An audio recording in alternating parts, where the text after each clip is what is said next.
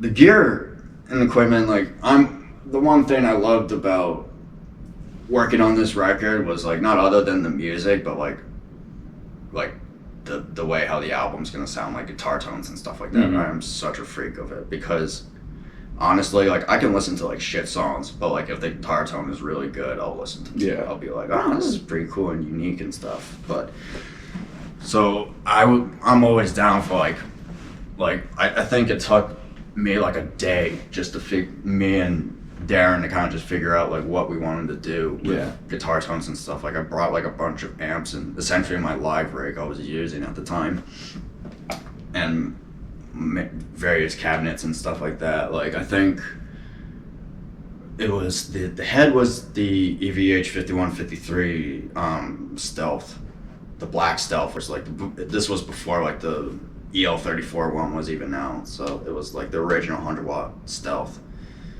It was boosted with a Max Onody 808, and we ran it through a bunch of cabs, like the EVH cab. We ran it through with the Celestion EVH speakers in that cab, in the EVH cab. But then I have this really old 1989 Mesa Boogie cab with Celestion V30s in it, and that sounded awesome. So I think so heavy. It's so damn heavy. Like my God. Not just like the sound, but the weight. Absolutely. But we ended up profiling it with the Kemper because it sounded pretty damn good when Darren was doing it. So I was like, yeah, we'll do it. So, but we had the rig pretty much set up the way it was, so just in case. But I think the way we did it was like I had the blue channel on the EVH through an 808 going through the EVH cab, and that was like one guitar tone, and then the other guitar tone was the same head, but it was on like the red channel. Same overdrive pedal that used as a clean boost, and I ran that through the Mesa cab with the V30s in it. So it's like two different voicings of the amp, but it's like two different cabs, so you're kind of getting like two different tones, and then you blend the two together, and you kind of get like this ferocious overall tone. And the microphones we used on it, I think it was just straight up. Actually, the Mesa one we mic'd up with a Shure SM57, and we paired it with a Sennheiser 421. But then the EVH one was also mic'd up with a 57, but the other mic we paired up with it was either a 609 or a 906. I don't remember. It was the Sennheiser rectangle ones, like. But it sounded really good. Like we just profiled so much stuff with the Kemper, and I was like, okay, these were the two best sounding ones, and it just happened to be like, you know, this head with this channel and boot cap and all that. Like we literally like messed around, like, oh, let's try these mics, or like this channel with this boost, or this settings, or without boosting it, or whatever. Like we literally like messed with it to the point where it was like, okay, let's pick the two. And then the clean channel, I think it was a 50-watt EVH, because I could not get a good clean tone out of that Stealth. Like, as much as I love the distorted tones, like I would struggle getting the clean tone out of that thing. Yeah, I remember you bringing in your little the 50-watt EVH. It's like, really? It's like, it'll work. Yeah. So I had the 50-watt, and I just used it for like clean stuff, and it sounded a lot better. And so we used that. We profiled that, and yeah, so that's like the amps and all that stuff. And the guitars, before I had my custom, because I was supposed to get my custom for the session, but it got delayed because Metallica and Slayer needed more guitars. Yeah. What So can like, you do? I was like, I can't argue with that. And Gary Holt was getting that Blood Splatter V. Can't be mad at them for that. I mean, it's like, all right, no worries. I still got my LTD Deluxes, and my old V, essentially, that I've been using for like over a decade. Like, you know, the guitar I've been using forever. Like that one, I was using like for everything. I brought my other guitars to kind of see, like, because I was like, I have my M1000, which had a JB in the bridge and a jazz in the neck, and the jazz is really nice for the clean stuff. And I figured, like, maybe for the clean stuff, I'll use this guitar with that pickup. Yeah. But I was using my old Flying V for essentially everything. But I had Seymour Duncan hand wound me a 6-string versions of the non-school Sentient set, because when I had those pickups sent to me, like, they weren't originally for 6 strings at that point. Now they are. You can get 6-string versions of them, but before, when I was playing them and stuff like that, when I switched over the passives, it was like they didn't have 6-string versions of it, so Seymour had to hand wound me them, the 6-string versions of them. So, but it sounded awesome, and I remember throwing a distortion in the bridge just to kind of see how it sounded with the profiles and the rigs and everything, but the non-school just sounded better for what we were kind of going for.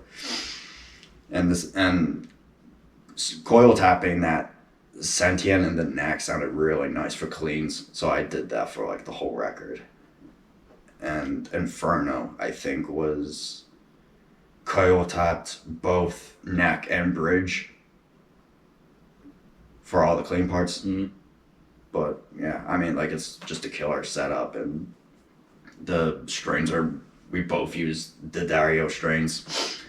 I was using, we tuned the E flat, which is like the whole record's in E flat, so the gauge I was using for that was 10 to 52.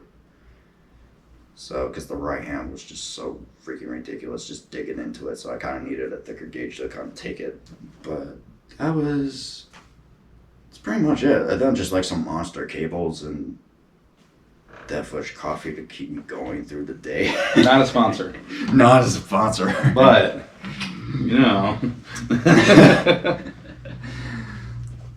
I play bass. Yeah. But the other thing too with getting good tone was, like, if we could get a good bass tone, it complements the guitar so well. And that was another thing I wanted to work on too. So Brandon bought a bunch of his basses, and yeah, see, I got my 5-string Schecter. I always love that with the EMG pickups. Yeah, on there. They sound really, really nice. And then actually recording that album actually got me my distortion pedal, the Alpha Omega. Yeah. Dark Glass Alpha Omega. I love that pedal. Yeah. That is now my go-to distortion, because it's the one I use for the album.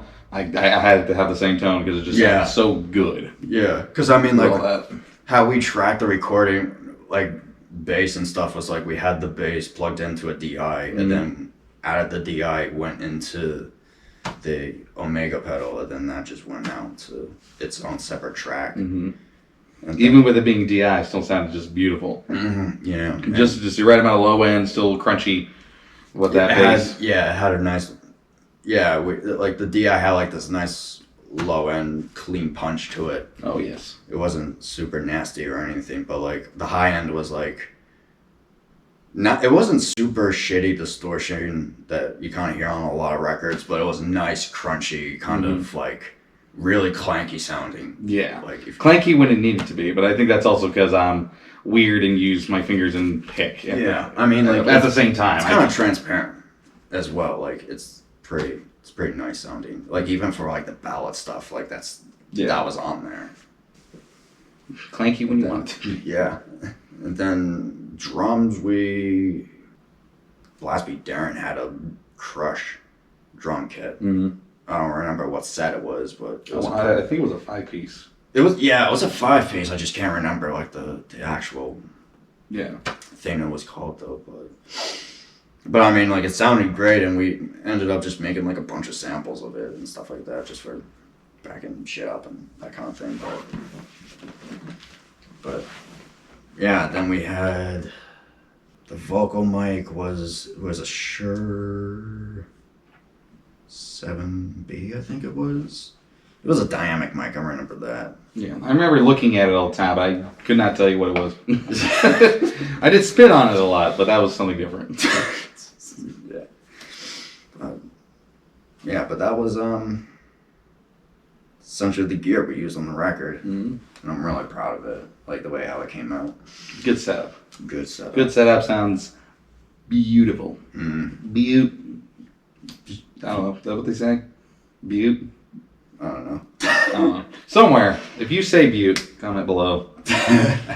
We're going to get all these random comments. It'd be stupid.